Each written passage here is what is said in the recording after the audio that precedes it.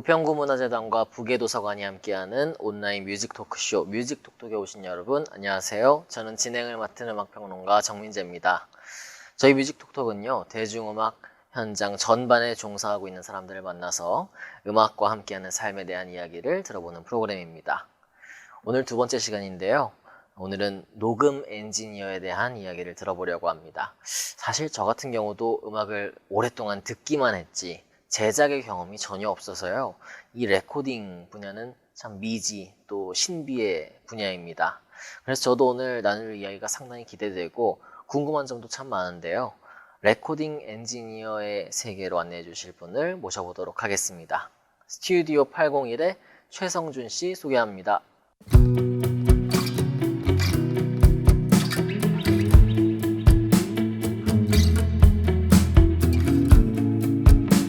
네, 안녕하세요. 저 스튜디오 801의 최성준 엔지니어라고 합니다. 자, 지금 제가 소개도 스튜디오 801의 네. 엔지니어라고 소개를 드렸는데 네. 사실 저는 이게 어떤 일을 하시는 건지 정확하게 좀 궁금해요. 뭐 특별한 일은 아니고 네. 저희가 음반을 사서 들을 때 음악이 되든 무엇이 되든 거기에 나오는 소리에 대한 거를 작업을 하는 이게 직업입니다. 이것이. 그러니까 예를 들어서 어떤 가요 음반이 되든 뭐 클래식 앨범이 되든 각 악기들이 쭉 저희 귀에 들리는 거를 매체에 담아서 그것에 대한 어떤 균형감 있는 밸런스를 맞춰서 최종 저희가 들을 수 있게끔 제작을 하는 매체에 최종으로 투트랙으로 실어주는 게 저희가 하는 일입니다, 보통. 그러면 녹음을 받는 것과 네. 이 녹음이 된 거를 조화롭게 섞어서 들을 수 있도록 만드는 일을 다 하고 계시는 그렇죠. 거군요. 예. 그러면 그게 결국 레코딩, 그렇죠. 흔히 토탈에서 네, 믹싱, 예. 또 마스터링이라는 말도 있어요. 마스터링의 개념은 보통 분들은 조금 차별화를 시키기가 좀 어려운 부분도 있는데 저희 입장에서 보면은 쉽게 얘기하면은 비유를 하자면 음식을 만들 때 저희가 뭐 음식점에서 주방에서 음식을 만들어 갖고 나올 때 그릇에 담아 나온 것을 굉장히 이쁘게 플레이팅 같은 거 하는 거를 마스터링이라고 생각을 하시면 조금 편할 것 같아요. 그 본연의 음식의 맛은 변하진 않지만 조금 더 다채롭고 좀 먹음직스럽게 이쁘게 시각적인 효과라든지 그것을 음반에서는 청각적인 효과라고 바꿔서 이해하시면 좀 쉬울 것 같아요. 그러면 어쨌든 레코딩 현장에 계속 계시는 거잖아요. 그렇죠. 그러면은 테크닉적인 부분에만 집중을 해서 일을 하시는 건가요? 제가 다큐멘터리나 뭐 이런 메이킹 영상 같은 거를 보다 보면은 네. 이 녹음실 현장에 프로듀서도 있고 네. 작곡가도 있고 뭐 작사가가 있을 예. 때도 있고 그런데 엔지니어도 당연히 계시잖아요. 네네. 보면은 음정이나 뭐 박자 얘기를 예. 하시는 분도 계시더라고요. 예. 그래서 저는 이 엔지니어는 사실 녹음만 딱 받고 또 믹싱만 하고 이렇게 되는 줄 알았는데 음악적인 부분에 대해서도 관여를 하는 경우가 당연히 있나 봐요. 당연히 있지는 않고요. 네. 가끔 아무래도 기술적인 부분을 저희는 책임을 지는 사람들이기 때문에 프로듀서라든지 작곡가라든지 이 사람들이 음정이라든지 박자가 이상하다 싶으면 그것을 저희한테 조언을 한번 구해봐요. 그 자리에서 이거 수정이 되겠느냐, 어떻게 하면 되겠느냐라고 물어보실 때 저희는 의견을 그때만 제시하는 거지 보통의 경우 이렇게 여러 명이서 협업을 할 경우에는 저희 독단적으로 의견을 제시할 수는 없어요. 사실은. 어쨌든 기술적인 부분에 대해서만 그렇죠. 하고 책임을 져야 되니까 저희는. 그렇지만 음악적인 얘기를 할 때도 있다. 그거는 이제 아티스트와의 친분이 좀 있다든지 아니면 아티스트가 저희한테 의견을 물어본다든지 이럴 경우에는 저희가 적극적으로 대답을 저 같은 경우는 하는 편이에요. 물어보신다면. 이 녹음 얘기를 들어오면은 그러니까 노래를 하는 사람의 녹음, 네. 또 악기 연주를 하는 연주자들의 녹음, 네. 이런 것들을 다 했을 때 시간이 꽤 많이 소요가 되는 것 같더라고요. 요즘 같은 경우는 이제 녹음을 컴퓨터를 이용해서 많은 녹음을 진행을 하는데 한 20년 전만 해도 테이프에다가 녹음을 할 경우에는 제가 실제로 겪었던 일인데 노래 두 마디 녹음하려고 그 부분이 굉장히 뭐 진행이 안 되다 보니까 그런 그런 일이 벌어진 건데 이틀 걸린 적도 있어요. 예. 뭐 그거는 뭐 모르겠어요. 서로의 만족도가 어느 정도 되는지 모르겠는데 그런 경우도 있지만 요즘에는 아무래도 에디팅이라든지 기술적으로 그거를 좀 커버하는 부분들이 좋아져서 그렇게까지 걸리면은 아티스트가 힘들죠. 아, 그러면은 어쨌든 녹음과 이 믹싱 과정을 해가지고 네. 디지털 싱글을 한 곡 만든다고 할 때 평균적으로 어느 정도의 기간이 소요가 되나요? 그게 경우에 따라 다르긴 한데 일반적으로 밴드와 뭐 가요 우리가 흔히 듣는 가요와 밴드로 분리해서 듣는다면 밴드 같은 경우는 아무래도 본인들이 연주를 하고 본인들이 노래를 하고 본인들이 만든 곡이기 때문에 진행이 훨씬 수월을 해요. 빨리 진행이 되거든요. 빨리 될 경우에 뭐 정말 바쁘게 저희가 막 타이트하게 일정을 잡아서 하게 되면 채 일주일이 안 걸릴 수도 있고요. 가요 같은 경우는 뭐 예를 들어서 뭐 악기를 연주한다 그러면은 전문 세션맨들이 와서 연주를 하고 편곡을 하고 이런 굉장히 복잡다단한 이 과정을 거치기 때문에 한 달도 걸리는 경우가 있고 그래요. 이게 곡마다 사정이 예, 다르군요. 예, 예. 상황에 따라 다 다르죠.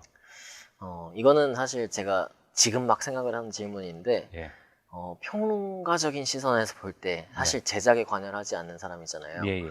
보면은 예전에 90년대라든가 80년대라든가 네네. 디지털 녹음을 안 하고 말씀하셨던 테이프 녹음을 예, 할 예. 때에는 어쨌든 녹음 자체가 까다롭잖아요. 그쵸. 그래서 노래를 굉장히 음정이라든가 박자라든가 뭐 수정을 후회할 수 없기 때문에 그렇죠. 잘 불렀다는 예, 예. 생각이 드는데 요즘에는 어쨌든 컴퓨터로 수정이 되잖아요. 예, 예. 그래서 약간은 레코딩 과정이 편해졌을 수도 있겠다. 내지는 음, 가수들이 조금 덜 신경 쓰고 부를 수도 있겠다 하는 생각이 들더라고요. 맞는 말씀이십니다. 아, 맞나요? 예, 예.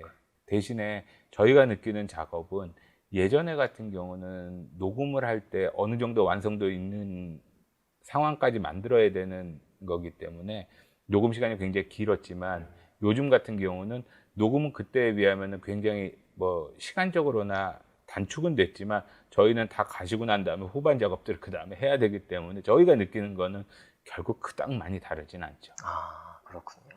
이걸 제가 뭐 메이킹 다큐멘터리 이런 것들을 보다 보면은 사실 네. 80년대, 90년대 당시에는 노래를 썩 잘하는 가수라고 생각을 다들 안 했는데 네. 요즘 메이킹 하는 걸 보니까는 노래를 너무 잘하는 거예요. 음정이나 막 이런 그럼요. 것들이. 근데 잘하시죠. 그때. 지금 잘하는 가수들의 녹음 현장 이런 걸 보았을 때는 뭐 그게 뭐 네, 호불호가 네. 갈릴 수는 네, 있는데 네.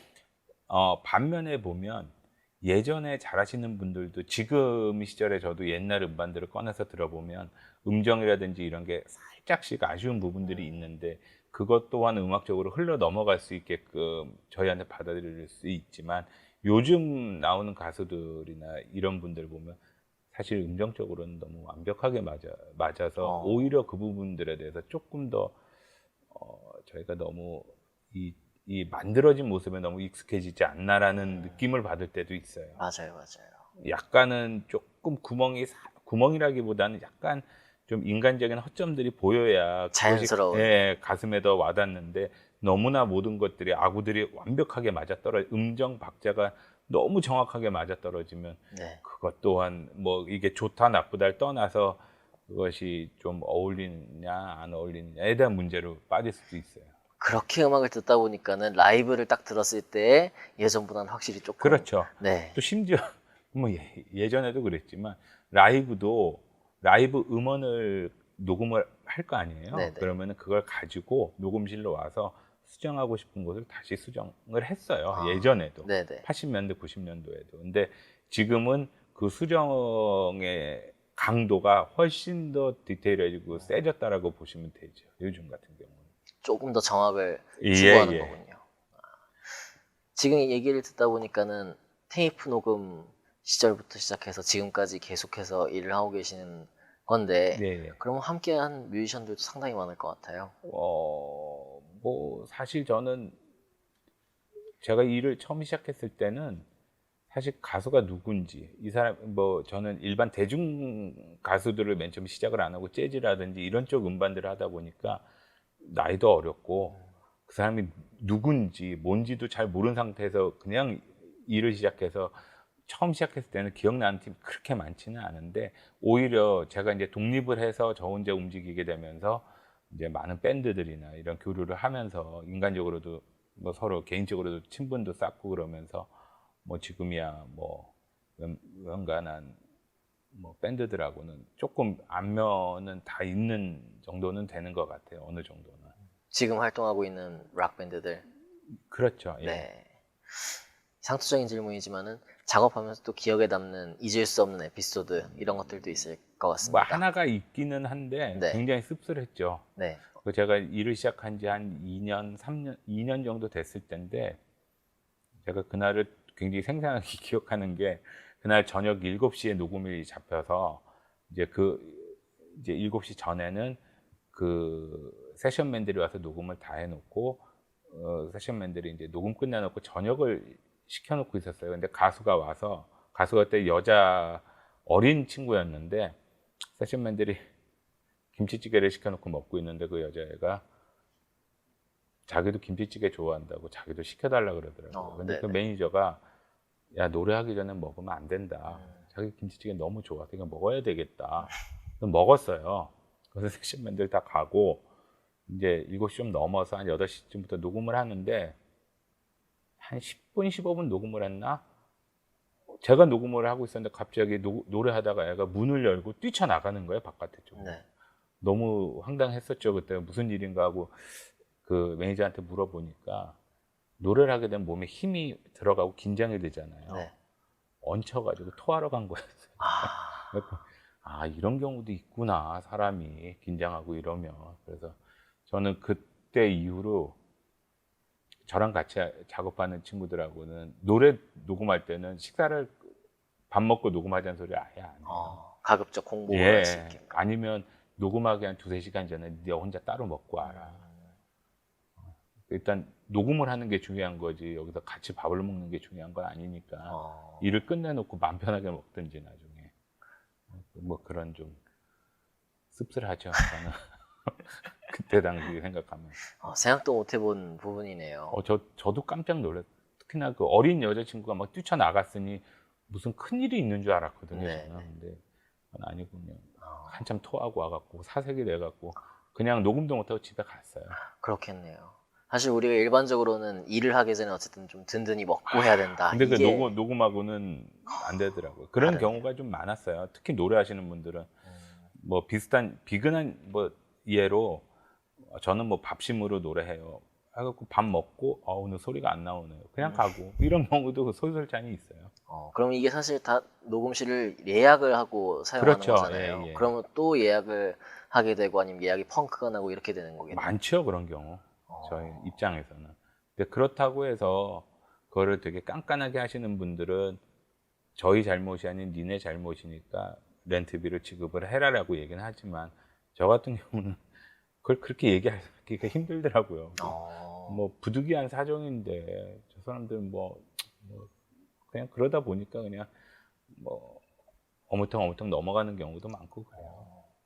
제가 듣기로도 이걸 칼같이 하시는 분들은 만약에 사실 녹음이라는 게 컨디션에 따라서 잘 안 될 그쵸, 때가 예, 있잖아요. 예. 그러면은 예상보다 이렇게 길어질 때가 있는 거고 예, 한데 예, 예. 그러면 이제 그런 것들이 다 다시 카운트가 돼가지고 근데 그렇게까지 하기는 너무 좀 그 기준점이 되게 애매모호하더라고요. 제가 이렇게 입장을 바꿔놓고 내가 엔지니어가 아닌 가수의 입장이 됐을 때 저러면 얼마나 저 사람들 좀 그럴까.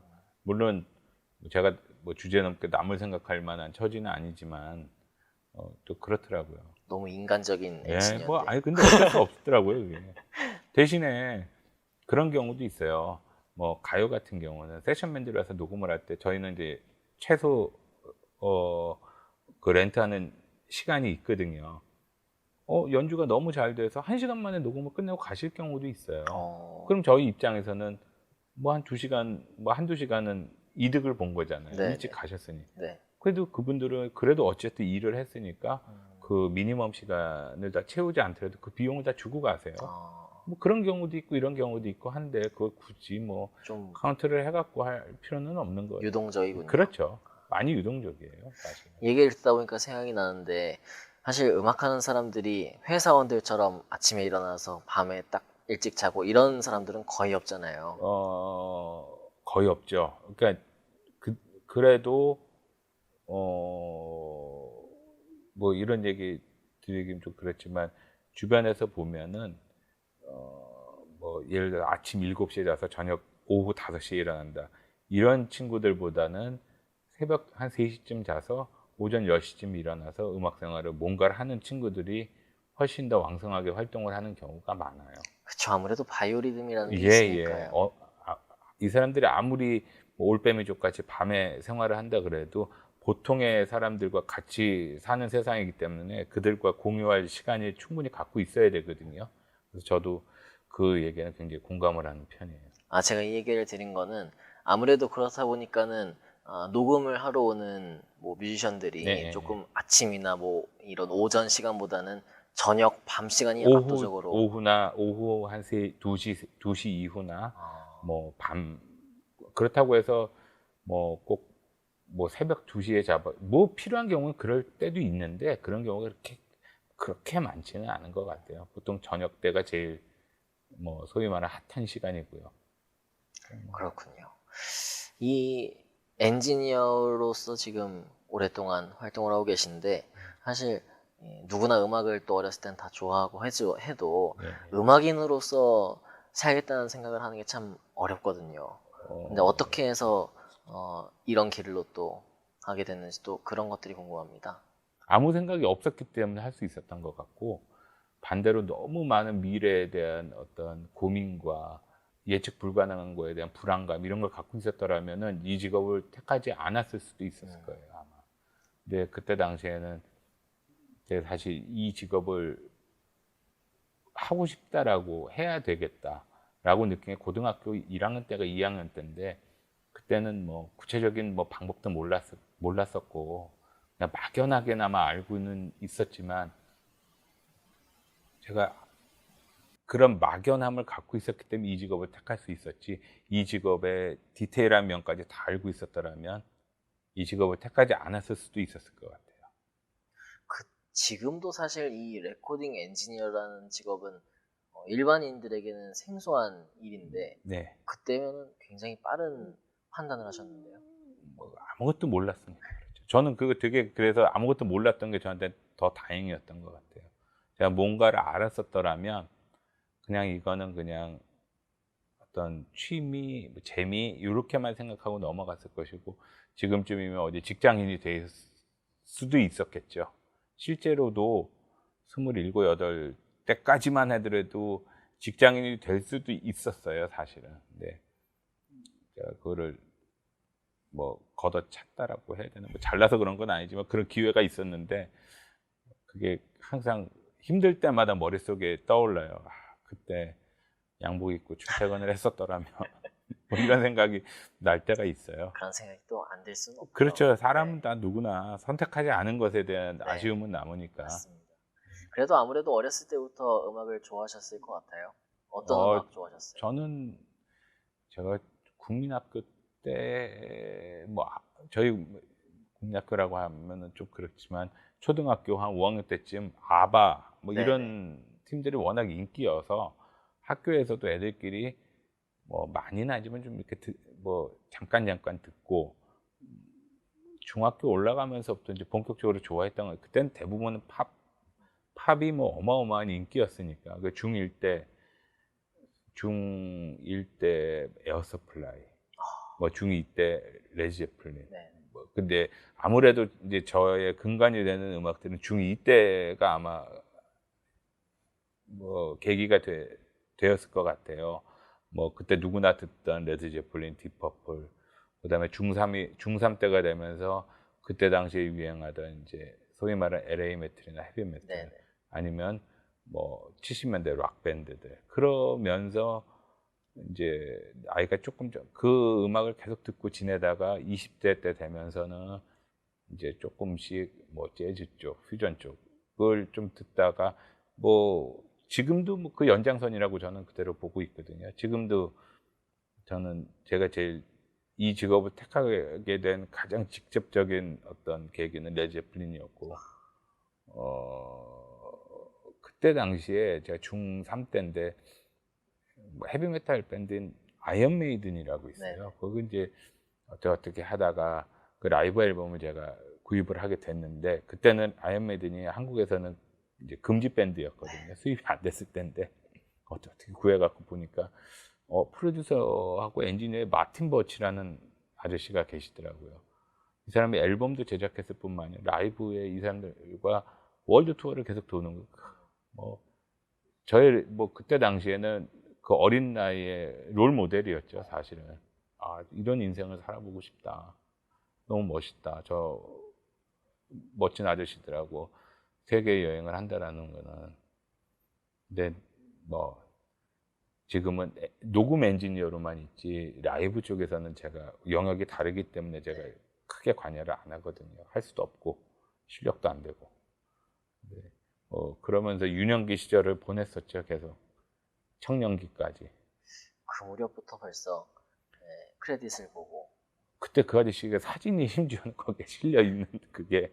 그리고 그 아이언 메이든 같은 경우는 제가 정말 놀랍게 본 게, 그게 제가 곧 고1 때인데 84년도 앨범을 보면은 그 월드 투어를 돌았을 때 그 트럭을 몰았던 기사 아저씨들의 이름까지도 모든 크레딧에 다 써줬어요, 그 사람들.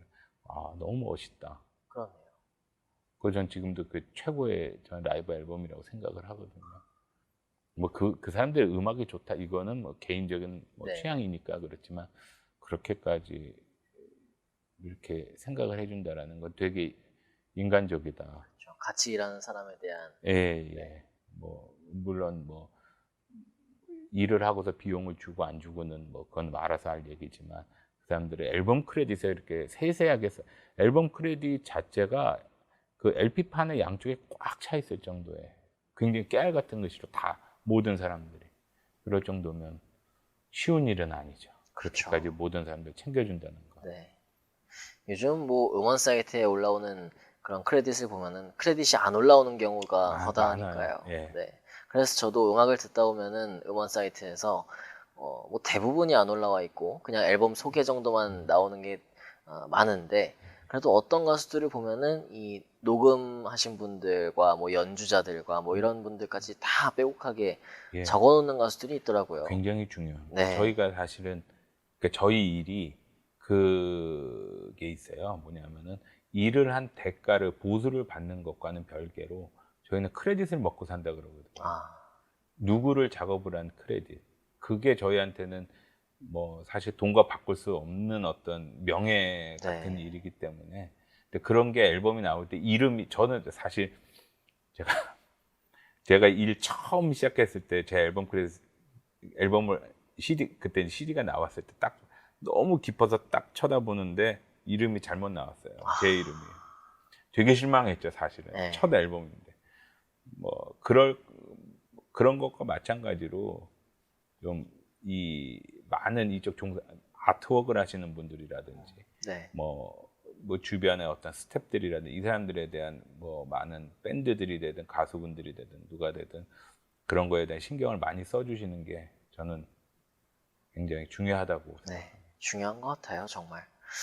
지금 이 영상을 보고 계신 분들 중에서 네. 분명히 이 레코딩 엔지니어에 대한 꿈을 갖고 있는 분들도 있을 거란 말이죠. 제 네. 주변에서도 나도 이런 거 해보고 싶다고 막 배우러 다니는 친구들도 있고 그랬어요. 네. 결국은 이제 회사로 가고 그렇죠. 그랬지만. 제가 그래서 그분들에게 뭐 어떤 팁이 될 만한 얘기라든가 어떤 조언이라든가 이런 말씀해 주실 게 있을까요? 레코딩 엔지니어 같은 경우는 어떻게 보면 이것도 하나의 기술이라고 얘기할 수 있지만, 기술 이외의 것들이, 기술은 사실 별 기술, 뭐 예를 들자면 학원으로 따지자면 한 6개월이면 기초적인 기술은 배우고도 남거든요. 문제는 뭐냐면은 이 음악을 들었을 때 음악이 전달하는 메시지, 그 사람마다 다를 수 있어요. 나한테 어떻게 전달될지 그거에 대한 거를 이미지화 시켜서 갖고 있는 게 굉장히 중요해요. 그렇기 때문에 많은 음악을 들어야 되고, 그 음악을 들을 때마다 나한테 어떤 식의 각인이 될 것인가를 따져보는 게 중요한데, 그것을 단순히 어떤 테크닉이나 기술적인 면으로만 접근을 한다면 재미도 없을 뿐더러 말씀해 주셨듯이 한 1, 2년 하다가 직장을 구해서 갈 수 있는 인고의 시간이 생각보다 많이 필요할 거예요. 이게 뭐 물론 아닌 분들도 있어요. 처음부터 운 좋게 굉장히 승승장구 잘 하시는 분들 있지만 대다수 엔지니어들은 참 힘든 시기를 겪어야 되거든요. 말씀하신 대로 밤에 작업을 하면 집에 못 들어가는 경우도 있을 테고 차가 끊겨서 네.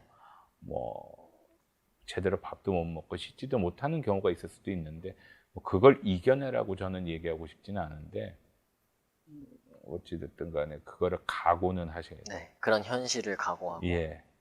근데 그거를 각오할 정도의 마음가짐이 안 되고 하나의 흥미거리로만 여기에 접근을 한다면 그거는 낭패를 볼 수도 있어요. 중요한 얘기인 것 같습니다. 사실 뭐 다 어쨌든 뭐 가수들을 만난다, 뭐 음반을 만든다 이런 낭만적인 생각만 가지고 들어오는 그렇죠. 경우가 많죠. 예, 겉모습만 보고 뛰어들었다가는 굉장히 상처를 많이 입는 직종 중에 하나겠죠. 알겠습니다. 마지막으로 저희가 엔지니어로서 지금까지 오랫동안 활동하셨고 앞으로도 또 계속해서 활동하셔야 하는데 꿈, 최종적인 목표 이런 것들이 있을까요? 최종적인 저는 목표라고 하긴 좀 그렇지만 저는 저가 작업하는 친구들, 처음 작업을 했던 친구들, 다음 작업을 할 때 잊지 않고 저를 찾아줘서 같이 작업하는 것만큼 저한테는 보람된 일이 없어요, 사실은. 그렇기 때문에 매번 작업을 할 때마다 최선을 다한다라고 얘기하면 좀 어폐가 있겠지만 이 사람들과 많은 소통을 하면서 의견 교환도 하고 음악 얘기도 많이 하면서 작업을 하기 때문에 저랑 같이 작업을 했던 친구들이 제가 이 일을 그만둘 때까지 저랑 같이 작업을 늘 했으면 하는 게 제 꿈입니다. 중요한 얘기인데요. 다른 유명해져서 상을 받고 사실 그 상을 받는 게 의미가 있겠습니까? 맞아요. 네. 작업을 하면서 어쨌든 인간적인 교류가 예. 계속해서 이어졌으면 한다라는 그렇죠. 말씀이시죠. 예. 어려운 일이 있으면 조언을 필요로 한다라면 조언을 해줄 수 있는 건 해주는 거고 같이 고민할 건 고민하고 사실은 그런 부분에서 음반을 작업을 했을 때 결과물이 나왔을 때 굉장히 보람이 더 훨씬 큰 것 같아요. 내 거 같고 물론 제 거는 아니지만 네. 아티스트가 그 모든 영예는 다 가져가지만 그래도 제가 거기 일조를 했다는 것 자체가 저한테는 굉장히 뿌듯한 일이고 무엇과도 바꿀 수 없는 일입니다. 온라인 뮤직 토크쇼 뮤직톡톡 두 번째 시간, 오늘은 스튜디오 801 최성준 엔지니어님과 함께 레코딩 엔지니어의 세계에 대해서 들어봤습니다. 오늘 참 유익하고 즐거운 시간이었습니다. 다음 주 이 시간에도요, 또 새로운 게스트와 함께 또 새로운 음악 얘기 준비해서 돌아오겠습니다. 감사합니다.